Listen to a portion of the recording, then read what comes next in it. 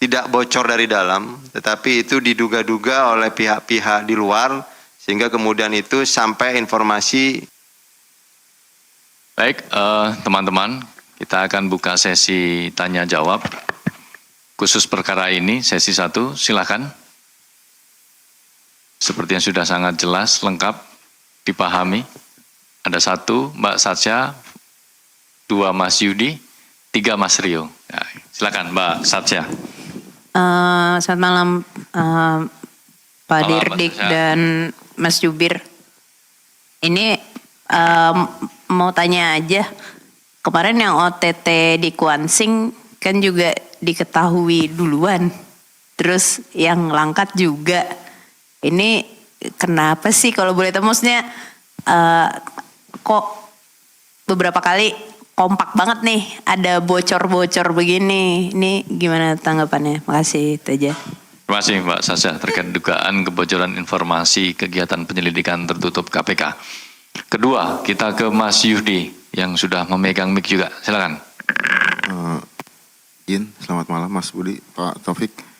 Malam, Mas sedikit aja terkait kenapa nih penahanan yang pihak swasta ada di Polda mana tadi? Sumut ya.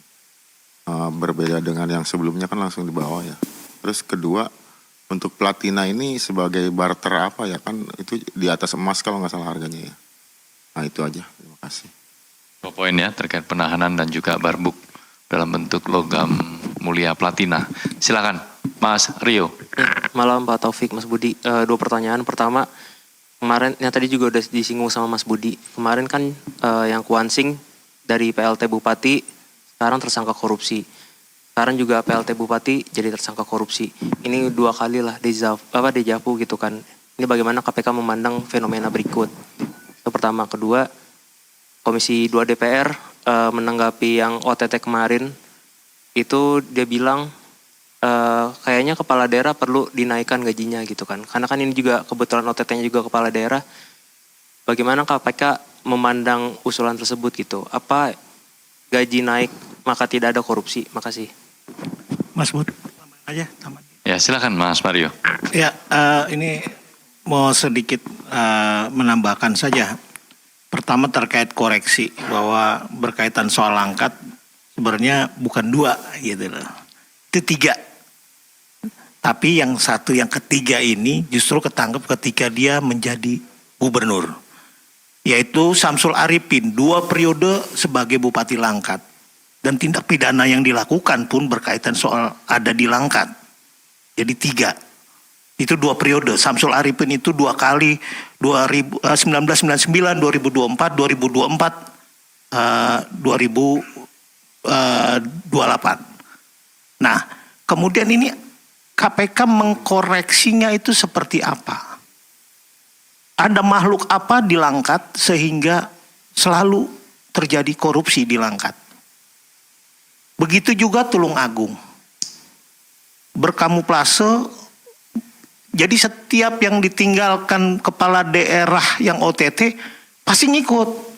Bagaimana Samrial kemudian turun ke Anas Makmun di Riau, terus turun lagi ke, ini sebenarnya ada apa gitu? Ada makhluk apa di setiap tempat yang dilakukan penangkapan OTT terhadap kepala daerah yang dilakukan KPK bergenerasi, bertumbuh. Kira-kira mungkin Mas Budi yang cukup pakar dalam pencegahan ini harus menemukan formulasi yang lebih efektif.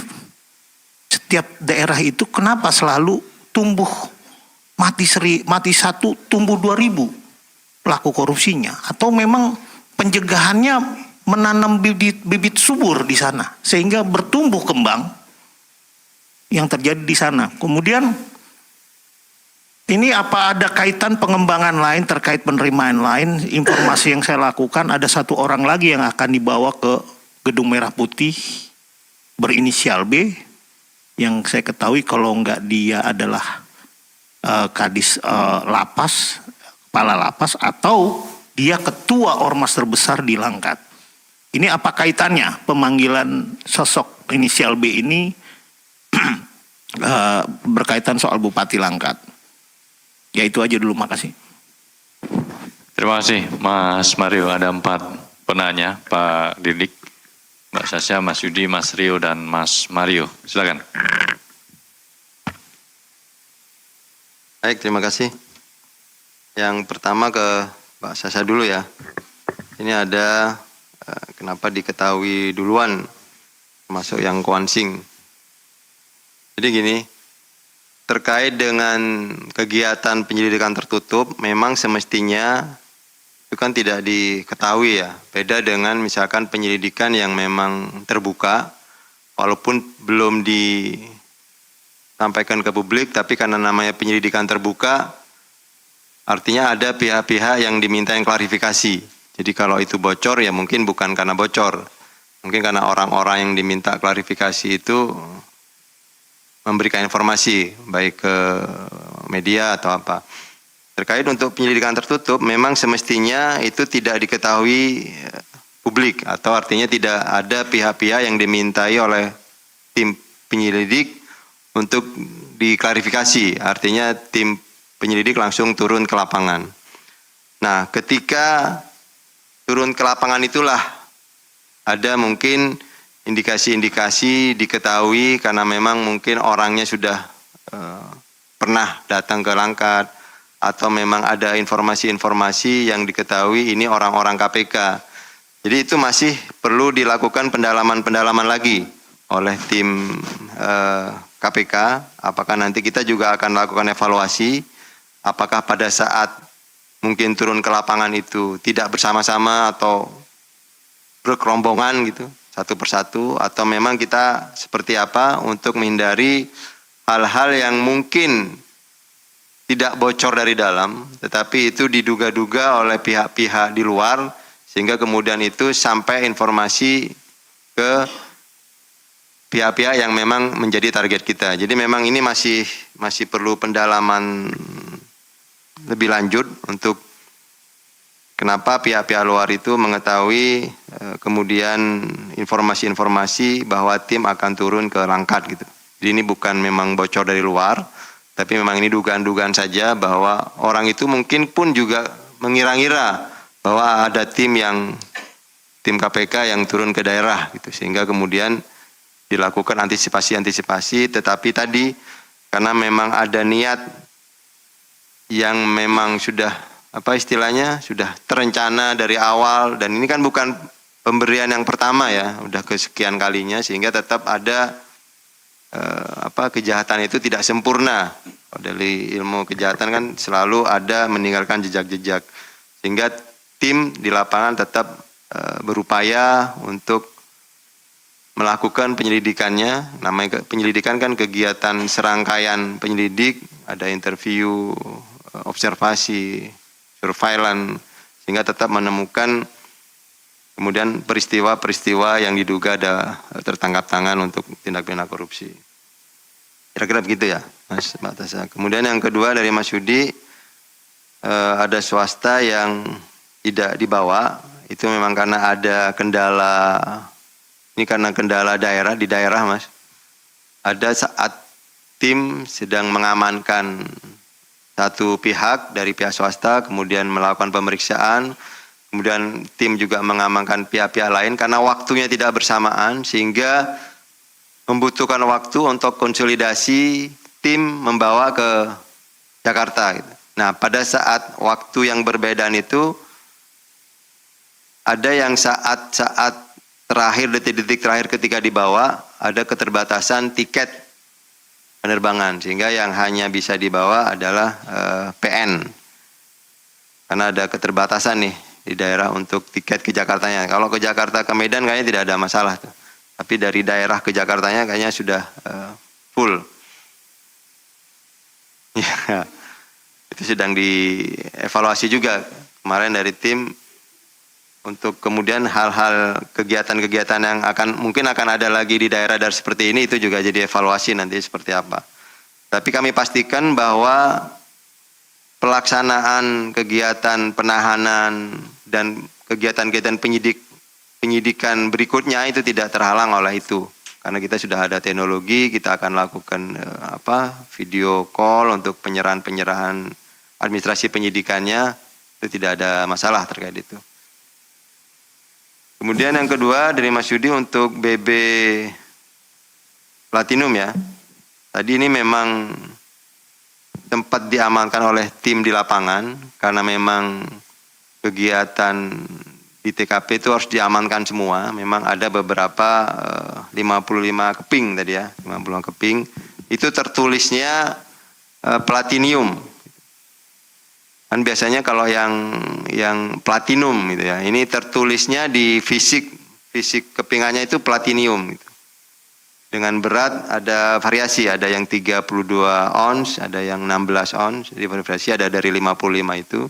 Sehingga kemudian ini juga menjadi barang bukti yang diamankan karena memang ditemukan di TKP.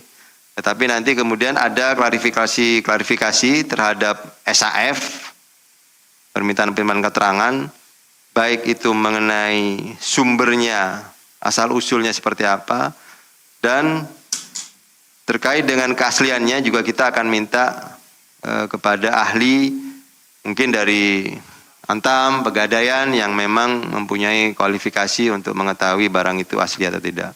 Tapi kita dugaan awal bahwa itu ada nilainya. Karena kalau dinilai, kita lihat browsing ya di website yang umum gitu bahwa itu bernilai kalau per kepingnya itu 900 jutaan ya. Jadi sudah dicek di website. Sehingga kalau dikalikan 55 keping itu sekitar 40-an M. Nah, itu masih dugaan awal karena kita harus pastikan lagi keaslian dari fisik kepingannya itu. Itu ya Mas Yudi. Kemudian yang berikutnya Mas Rio, ini tren kenapa PLT kemudian jadi bupati kena OTT dan itu sudah kita lakukan berkali-kali. Ya ini kembali ke pihak kesadaran dari pejabat negaranya. Karena memang walaupun tadi sudah disampaikan oleh Mas Jubir, kita sudah melakukan upaya-upaya pencegahan, ada monitoring, ada bahkan penilaian SPI, kita sudah berupaya semaksimal mungkin untuk pencegahannya. Tetapi sekali lagi kita harus berterima kasih kepada masyarakat karena selain KPK juga harus melakukan pengawasan di daerah-daerah, tapi terbukti ada peran serta masyarakat yang memang kita sudah lakukan penggalangan untuk ikut mengawasi jalannya pemerintahan. Nah ini kita kan tidak bisa membendung ya ketika memang ada masyarakat yang ingin berkontribusi, ingin berperan aktif untuk pemberantasan tindak pidana korupsi kemudian melaporkan KPK. Nah ini memang menjadi bagian lagi evaluasi di pencegahan nantinya karena kita memang ada program namanya di pencegahan itu pencegahan pasca penindakan. Nah ini juga akan menjadi tindakan-tindakan terus-menerus yang akan dilakukan walaupun mungkin tempatnya tadi diingatkan oleh Bang Mario ini sudah ketiga kalinya ya Bang. Kalau nggak salah dulu Samsul Arifin ya, itu gubernur tapi dia juga jadi bupati. Nah itu juga nanti akan dievaluasi di pencegahan. Apa hal-hal yang memang menjadi titik krusialnya di mana? Yang pasti memang karena ini laporan pengaduan masyarakat, ya penindakan tetap akan bekerja gitu. Walaupun kemudian memang akan ada evaluasi-evaluasi dari sisi pencegahannya. Terkait untuk naik gaji, ya ini mungkin bisa ditanyakan ke Kementerian Keuangan nih, atau ke pemerintah daerah seperti apa untuk take home pay yang mestinya bisa dirasakan kepala daerah tidak butuh lagi ada penghasilan-penghasilan dari luar. Tapi itu pun juga sudah ada beberapa kajian-kajian yang juga sudah dilakukan oleh teman-teman di Litbang KPK bahwa tidak ada korelasi langsung gitu antara naiknya gaji seorang pejabat negara dengan perilaku-perilaku korupsi yang kita temukan modus-modusnya ya tetap saja ada gitu. Kembali ke integritas masing-masing pejabat negaranya mungkin. Itu ya Mas Rio. Yang terakhir mungkin dari Bang Mario ini hanya mengingatkan aja tadi ya. Untuk jumlah penindakan di Kabupaten Langkat dan penerimaan lain inisial B. Betul ya? Nah ini nanti kita akan dalami juga informasinya Bang Mario. Tapi yang kita amankan tadi seperti yang sudah disampaikan, kita mengamankan ada 7 pihak yang ikut diamankan pada saat itu. Untuk penerimaan-penerimaan lainnya terkait gratifikasi, yaitu nanti akan menjadi pengembangan di penyidikan. Apakah penerimaan-penerimaan ini juga murni gratifikasi? Tadi juga sempat dibahas di expose di gelar perkara bahwa terkait penerimaan-penerimaan lain yang dilakukan oleh Bupati, sementara yang didapatkan atau hasil penyelidikan oleh tim penyelidik yang tadi sudah digelarkan, yang sudah digelar perkarakan ya, itu menyangkut suap dan gratifikasi. Untuk pihak-pihaknya baru hanya ada 2 terkait SAF dan YQB. Demikian. Oke. Baik, terima kasih Pak Didik. Semuanya sudah dijawab secara lengkap. Kita buka lagi khusus perkara ini jika masih ada. Cukup? Enggak?